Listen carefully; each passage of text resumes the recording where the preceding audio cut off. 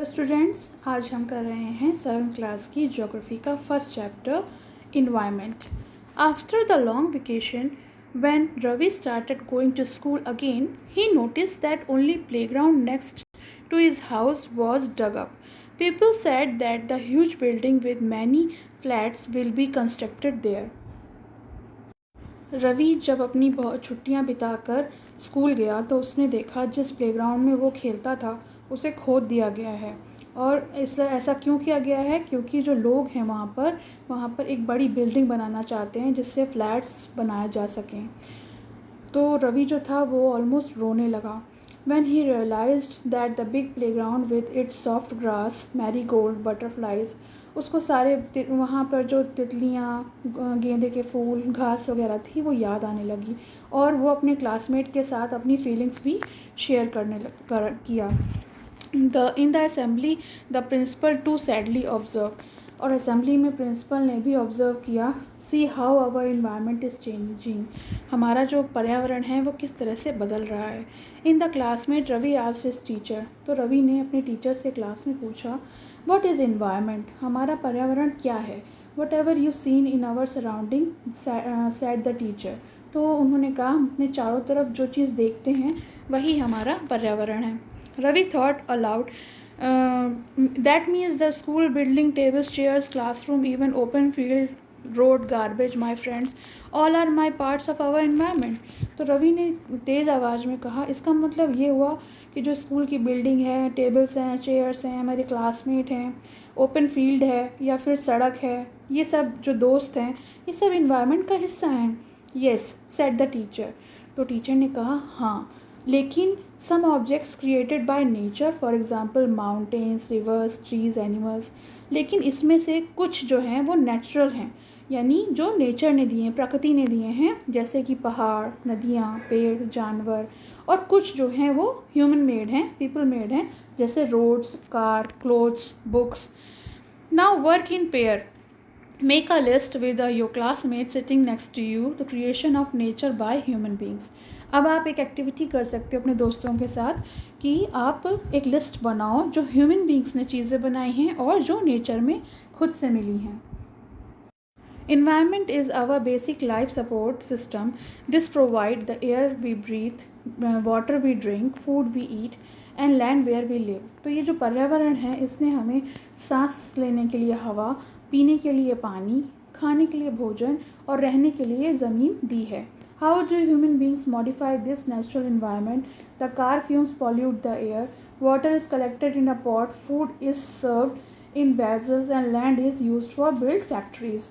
लेकिन जो human beings हैं उन्होंने उसको कुछ मॉडिफाई कर दिया है हमारे नेचुरल इन्वायरमेंट को, और जिस तरह से हमारे कार के जो धुआं हैं वो हवा को पॉल्यूट कर रहा है।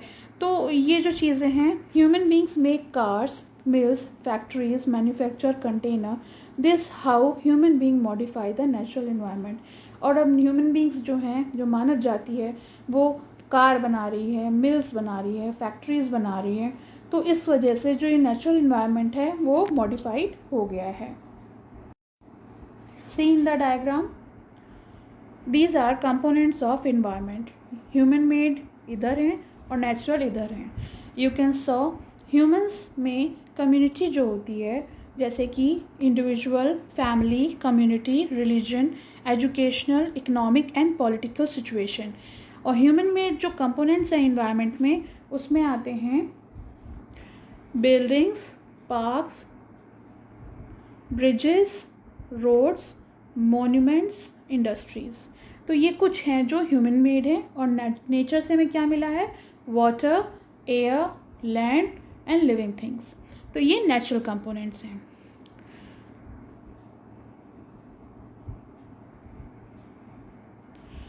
These are divided into biotic और abiotic. The biotic components are the world of living organism, यानी जो हमारी धरती पर जीवित वस्तुएं हैं वो बायोटिक में काउंट होती हैं, और जो एलिमेंट्स निर्जीव हैं, जिनमें जान नहीं है, वो एबायोटिक में काउंट होती हैं। For the above conversation, understand that place, people, thing, nature surround any living organism called environment.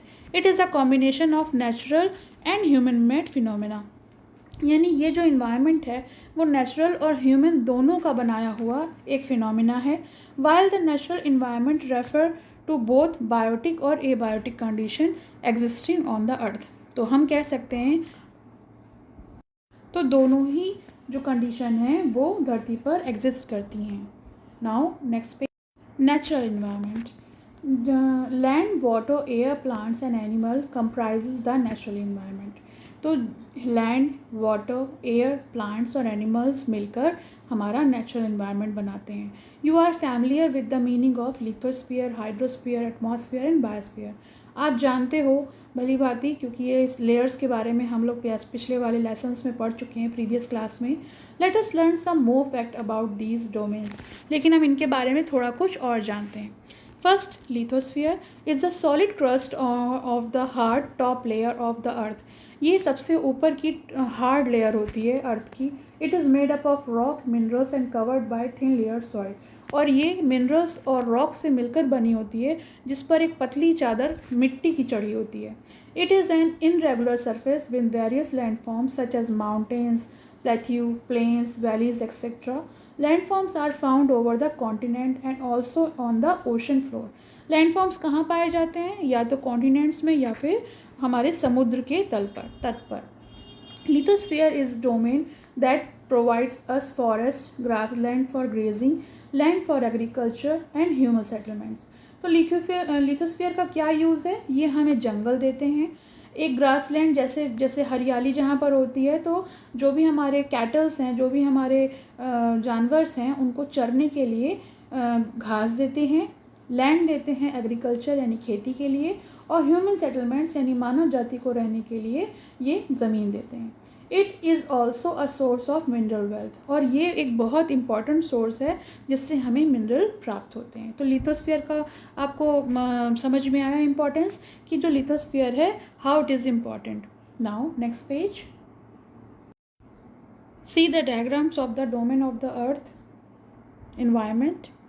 It is atmosphere. This is biosphere. ये हाइड्रोस्फीयर क्योंकि पानी है, और ये लिथोस्फीयर जहाँ हम रहते हैं. Domain of water referred hydrosphere, यानी जो हिस्सा हमारी पृथ्वी पर जल का है उसे हम हाइड्रोस्फीयर कहते हैं. It comprises various source of water, different types of water bodies like river, lake, sea, oceans etcetera.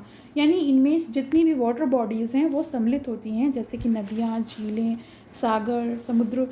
It is essential for all living organism. ये जितने भी जीवित प्राणी हैं उन सब के लिए ये बहुत ज़रूरी है. The atmosphere is thin layer of air that surround the earth. और एटमॉस्फेयर जो है वो एक पतली सी लेयर है जो पूरी हमारी सराउंडिंग है पृथ्वी पर, उस पर पतली सी लेयर प्रेजेंट है. The gravitational force of the earth hold the atmosphere around it. और इसी के द्वारा जो हमारा गुरुत्वाकर्षण बल है, गुरुत्वाकर्षण बल मतलब ग्रेविटेशनल फोर्स जो है वो इसी के द्वारा होल्ड होता है. It protect us from the harmful rays and scorching heat of the sun. और ये हमें किससे बचाती है? जो हार्मफुल अल्ट्रावायलेट रेज होती हैं, यूवी रेज जिसे बोलते हैं, या फिर गर्मी, झुंझुलाने वाली गर्मी जो होती है सूरज की, इससे हमें बचाती है. It consist of number of gases, dust and water vapour. और एटमॉस्फेयर किससे बनी है? एटमॉस्फेयर में जो एयर जो कई गैसेस हैं और उसमें डस्ट यानी धूल और वाटर वेपर यानी कुछ मॉइस्चर इसमें प्रेजेंट होता है. The change in atmosphere produce change in the weather and climate. और जैसे जैसे हमारा एटमॉस्फेयर बदलता है वैसे वैसे हमारे मौसम और हमारा जो क्लाइमेट है दोनों चेंज होते हैं. Plant and animal kingdom together make biosphere and living world. पौधे और जंतु, इन दोनों का जो किंगडम है, इन दोनों का जो जगत है, ये दोनों मिलकर बायोस्फीयर बनाते हैं. It is a narrow zone of the earth where land, water, air interact with each other to support life. तो ये बहुत नैरो जोन है, बहुत छोटा सा जोन है जिसमें लैंड, वाटर और एयर एक दूसरे से मिलकर इन लोगों की लाइफ को सपोर्ट करते हैं. What is ecosystem? At an NCC camp that Ravi's classes attending, Jessie exclaimed, "What a heavy downpour! It reminded me my home in Kerala. You should come to see how it pours and pours and pours over the lush green fields and coconut plantation." तो यहाँ पर रवि जो है NCC camp में है, जहाँ पर उसकी फ्रेंड है जेसी, वो कुछ कह रही है। तो उसका कहना है कि जो डाउनपोर है, हैवी डाउनपोर, डाउनपोर पे बेटा मतलब होता है मूसलाधार बारिश, बहुत ज़्यादा मात्रा में बारिश होना। It reminds me my home Kerala. तो उसने कहा कि मुझे ये केरला में जो मेरा घर है वहाँ की याद दिला दी इस भारी बारिश ने। यू शुड कम, तुम्हें आना चाहिए और देखना चाहिए कि वहाँ जो लश ग्रीन फील्ड्स हैं, जो हरियाली है और कोकोनट प्लांटेशन है, वहाँ जो मतलब पानी जो है वो गिरता ही रहता है, गिरता ही रहता है। Hira and Jaisalmer explain from Jaisalmer explain we get no rains. लेकिन हीरा जो थी जैसलमेर से, उसने कहा कि अरे हमें तो पानी बारिश देखने को भी नहीं मिलती। We see only kikar and sand as far as the eyes can see, but you also find camels, said Ravi. तो उसने कहा मुझे तो बस किक्कर और वही जो बालू है वो देखने को मिलती है, आंखें तरस जाती हैं ऐसा कुछ दूर दूर तक देखने के लिए। तो रवि ने कहा अच्छा तुम्हें ऊँट तो देखने को मिलते हैं। हीरा से नॉट जस्ट कैमल, केवल ऊँट ही नहीं, if you visit our desert you will see snakes, lizard and many insect too. तुम अगर मेरे डेजर्ट में यानी मेरे जैसलमेर आओगे तो तुम्हें केवल कैमल्स देखने को ही नहीं मिलेंगे, तुम्हें सांप, छिपकलियाँ और तरह तरह के कीट, जो कीड़े कहते हैं कीट, उनको वो देखने को मिलेंगे। कीट यानी कीड़े मकोड़े। Ravi wondered why do the animals, the vegetation and the way people live vary from place to place। लेकिन रवि को आश्चर्य होता है कि किस तरीके से जानवर और जो वेजिटेशन है हमारी, वो जगह जगह पर अलग अलग होती है जहाँ पे लोग रहते हैं। All they are related to each other, जबकि ये जो हैं सारे एक दूसरे से जुड़े हुए हैं। Oh yes very so much, the teacher replied. तो टीचर ने कहा हाँ ऐसा तो बिल्कुल है कि जो जगह जगह पे लोग रहते हैं वो एक दूसरे से अलग ज़रूर हैं, मगर जो सिचुएशन है, जो वेजिटेशन है, जो एनिमल्स हैं, वो सब जगह अलग अलग होती हैं। All plant animals and human beings depend on their immediate surrounding. क्योंकि जो प्लांट्स हैं, एनिमल्स हैं या फिर ह्यूमन बींग्स हैं, वो एक दूसरे पर निर्भर करते हैं अपने चारों तरफ की सराउंडिंग्स पे। Often they are also interdependent on each other, प्रायः वो एक दूसरे पर भी निर्भर होते हैं। This relation between living organism as well as the relation between organism their surrounding form and ecosystem. और ये एक दूसरे पर निर्भर होना ही, एक दूसरे की ज़रूरतों को पूरा करना ही, तो और ये जो इन दोनों के बीच में संबंध होता है, इसे ही हम इकोसिस्टम कहते हैं। There could be an ecosystem on large rain forest, grassland, desert, mountain, lake, river, ocean, even a small pond. यानी जो इकोसिस्टम है उसमें ये सारी चीज़ें आती हैं, जैसे कि लार्ज रेनफॉल या जो फॉरेस्ट हैं, ग्रास लैंड है, डेजर्ट, माउंटेन्स, यहाँ की तक कि एक छोटा सा पॉन्ड यानी तालाब है वो भी। Do you think the park in which Ravi and his friend played formed an ecosystem. आपको लगता है जो रवि जिस अपने दोस्तों के संग जहाँ खेलता है वहाँ पर इकोसिस्टम फॉर्म हो सकता है। हमारा लास्ट पैराग्राफ, ह्यूमन इन्वायरमेंट।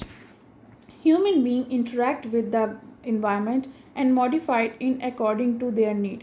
लेकिन जो ह्यूमन बीइंग हैं वो हमारे वातावरण से इंटरेक्ट हैं और उन्होंने इसकी अपनी ज़रूरतों के अनुसार उसे मॉडिफाई करना यानी उसको रेनोवेट, नए तरीके से बनाना शुरू कर दिया है। Early humans adapt themselves to the natural surroundings. जो शुरू के मानव थे उन्होंने तो नेचुरल सराउंडिंग को अडेप्ट कर लिया था, यानी जिस तरह का नेचर ने उनको उनकी चारों तरफ का वातावरण दिया था वो उसी में ही रहते थे। दे लेड सिंपल लाइफ, और वो साधारण सा जीवन जीते थे। Fulfil there requirements from the nature around them, और अपनी ज़रूरतों को अपने चारों तरफ के नेचर से ही पूरी करते थे। विद टाइम नीड्स ग्रू, लेकिन जैसे जैसे समय बढ़ता गया और बिकेम मोर वेरिड, और जैसे भिन्नताएं बढ़ती गईं, ह्यूमंस लर्न न्यू वेज। तो जो मानव जाति है उन्होंने नए नए तरीके सीख लिए कि इन्वायरमेंट को हम किस तरह से बदल सकते हैं अपने अनुसार। They learn to grow crops, उन्होंने फसलें उगाना सीख लिया। डोमेस्टिकेट एनिमल्स, जो घरेलू में घर में जानवर पाले जाते हैं, उनको रखना सीख लिया। And lead a settled life. The wheel was invented, surplus food was produced. जैसे ही व्हील इन्वेंट किए गए, जो जिसको हम कहते हैं पहिया, तो जो सरप्लस फूड है वो भी प्रोड्यूस होने लगा। बार्टर सिस्टम इमर्ज, और बार्टर सिस्टम पैदा हो गया, ट्रेड स्टार्ट हो गया, यानी व्यापार करना शुरू हो गया, है ना। तो ये जो चीज़ें हैं वो धीमे धीमे मॉडिफाई हो गई। Industrial revolution enable large scale production, और इंडस्ट्री के रेवोल्यूशन के चलते, जो हमारी इंडस्ट्रीज़ हैं उनके सेटअप्स के चलते जो भी प्रोडक्शन है वो बड़ी मात्रा में होने लगा। ट्रांसपोर्टेशन बिकेम फास्टर, जो भी हमारे यातायात के साधन हैं वो तेज़ हो गए। Information revolution made communication easier and speedy across the world, और जो भी हमें सूचना मिलती थी कम्युनिकेट करने के लिए, जैसे कि आपको न्यूज़ जो मिलती है, अब आजकल के समय में इतनी फास्ट सर्विसेज हो गई हैं कि आपको कोई भी जो न्यूज़ है, इंफॉर्मेशन है, वो बहुत जल्दी मिल जाए, क्योंकि हमारी टेक्नोलॉजी इतनी बढ़ गई है। Have you ever thought why you love eating a juicy watermelon in summer and hot roasted peanut in winter? आप बता सकते हो सोच कर कि आपको जूसी वाटरमेलन यानी जो खरबूजा है वो गर्मियों में खाने में क्यों मज़ा आता है, और हॉट रोस्टेड पीनट यानी गरम रोस्टेड मूंगफली जाड़े में क्यों खाने में मज़ा आता है? A perfect balance is necessary between natural and human environment. Human must learn to live and use their environment in a harmonious way. यानी ह्यूमन को सीखना चाहिए कि किस तरह से वो इन्वायरमेंट में बहुत हारमोनियस वे, कहते हैं बेटा कि जैसे कि हर चीज़ जो है उसे अपना कर जीना चाहिए। नूरी, a girl from Mizoram from Ravi's class, often talk about the lush green surrounding on her place. नूरी है एक गर्ल जो मिज़ोरम से है, और वो रवि की क्लास में उसकी क्लासमेट है, और वो भी अपने जहाँ पे वो रहती है जिस जगह से, वहाँ पे लश ग्रीन यानी हरियाली है जो उस सराउंडिंग की बात करती है। See Ravi upset at having lost his playground, लेकिन जो रवि है वो बहुत दुखी है क्योंकि उसको जो उसका प्लेग्राउंड था वो उसकी जगह लोगों ने खोद कर अब बिल्डिंग कंस्ट्रक्ट करने को जगह ख़राब कर दी। तो Noori invited him to visit her home state during the coming vacation. तो नूरी कहती है कि इस बार की छुट्टियों में रवि तुम मेरे यहाँ मेरे स्टेट आना। Ravi's teacher asked the student to draw a landscape. तो रवि के टीचर सारे बच्चों से कहते हैं कि एक लैंडस्केप ड्रॉ करिए जिसमें houses and activities of people and places they visit during the holidays. जहाँ जहाँ वो अपने छुट्टियों के दौरान गए हैं, जो भी एक्टिविटीज़ उन्होंने होती देखी हैं उसमें वो प्रेजेंट करें। तो ये लेसन का एक्सप्लेनेशन पूरा हुआ। आपको कैसा लगा कमेंट सेक्शन में मेंशन करिए, और अगर कुछ भी आपको प्रॉब्लम हो तो उसको ज़रूर लिखिए। And subscribe my channel. Thank you, जिससे मैं और भी वीडियोज़ लेके आ सकूँ।